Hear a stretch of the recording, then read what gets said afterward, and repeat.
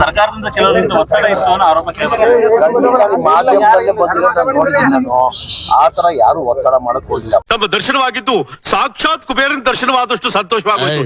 ಎಲ್ಲಿದ್ದರೆ ಈ ನಡುವೆ ಕಾಣಿಸ್ತಾ ಇರ್ಲಿಲ್ಲ. ಪರ್ಟಿಕ್ಯುಲರ್ಲಿ ಎಲ್ಲೋ ಒಂದ್ ಕಡೆ ಮಾಧ್ಯಮದಲ್ಲಿ ನನ್ನನ್ನ ಅಂತ ಹೇಳ್ಬಿಟ್ಟು ಅದು ಒಂಥರ ಬಂತು. ಕ್ಯಾರಮ್ಯಾ ನಮ್ದಿಗೆ ಬ್ಯಾಕ್ ಗ್ರೌಂಡ್ಗೆ ಬೇಕು.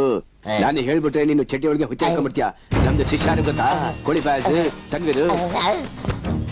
ಆತರ ನನ್ ಯಾವ್ದು ಇಲ್ಲ. ನಾನು ಅವ್ರು ಬಹಳ ಸ್ಟ್ರೈಟ್ರು, ಇಲ್ಲ ಅಂತ ಇಲ್ಲ.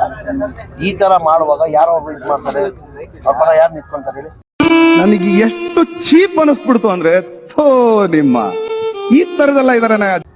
ಈ ತರ ಮಾಡ್ದಾದ್ಮೇಲೆ ಯಾರು ಅವ್ರ ಪರ ನಿಂತ್ಕೊಂತಾರೆ? ತಪ್ಪೆ. ಉಪ್ಪು ಕುಡಿಯೋ ನೀರು ಕುಡಿಲೇಬೇಕಾದ್ರೆ ಯಾರನ್ನ ಇಲ್ಲಿ ಬಡಿ. ನಾನಿದ್ರು ಅಷ್ಟೇ, ದರ್ಶನ್ ಇದ್ರು ಅಷ್ಟೇ, ಇನ್ನೊಬ್ಬ ಇದ್ರು ಅಷ್ಟೇ, ಯಾರಿದ್ರು ಅಷ್ಟೇ. ನೀವೆಲ್ಲ ಫ್ರೆಂಡ್ಸ್. ಸುಮ್ನೆ ನಾನು ನನ್ನ ಹೆಸರು ನೇರವಾಗಿ ಹೇಳಿಲ್ಲ, ನೀವೆಲ್ಲ ಇಂಡೈರೆಕ್ಟ್ ನನ್ನ ಹೇಳ್ದಂಗ್ ಕಾಣ್ತದ ಅನ್ಸ್ತು. ನನ್ನ ಹೇಳ್ತಿದ್ರೆ ಆತರ ಯಾವ್ದು ಇಲ್ಲ. ಲಂಬು ಯಾಕೋ ಎಮೋಷನಲ್ ಆಗ್ತಾ ಇದ್ಯಾ? ನೀನು ಮೋಸನ ಆಗ್ಬೇಡ.